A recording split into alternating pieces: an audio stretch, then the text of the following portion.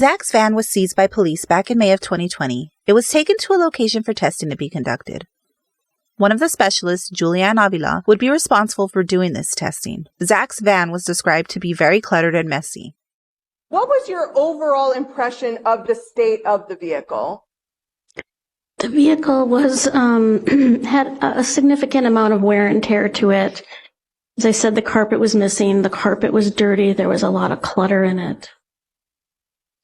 And was it very dirty in the inside?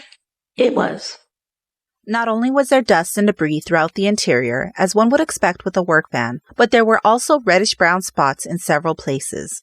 We discussed earlier about the chainsaw Zach transported in his van when he was working on his family's tree farm. This chainsaw used a red oil, and it is believed that this explains the stains throughout the van, as the oil could easily rub off against other items.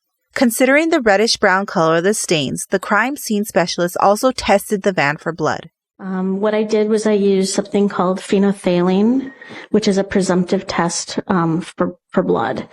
It's not a determining factor. It just is. It could possibly be. And so I tested the steering wheel. I tested the running board along the side of the driver's side of the vehicle. There was an area behind the front passenger seat, the seat belt, the carpet. And then the seats were all missing out of the van. So I tested a few areas of the carpet. I also tested it if, like sometimes in the back of those vans, they have like cup holders where the seats would be. There were some reddish stains there that I tested. I tested areas on the metal parts, which is the bottom part that had no carpet.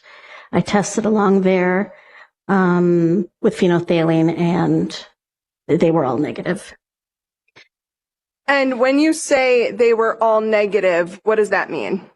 There was no indication of blood using phenolphthalein as the presumptive test. The van would test completely negative. There was also a piece of carpet that he had cut out of the very back of the van.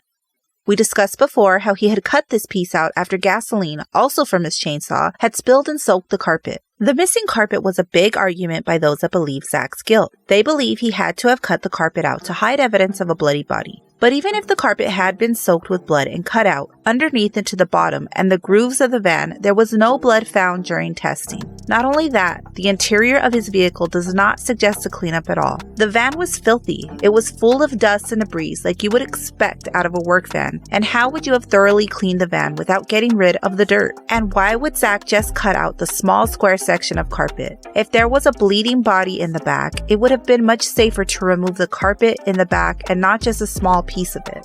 I don't really know what this is, but I didn't do it. I'm innocent, Judge. Not guilty. I'm innocent.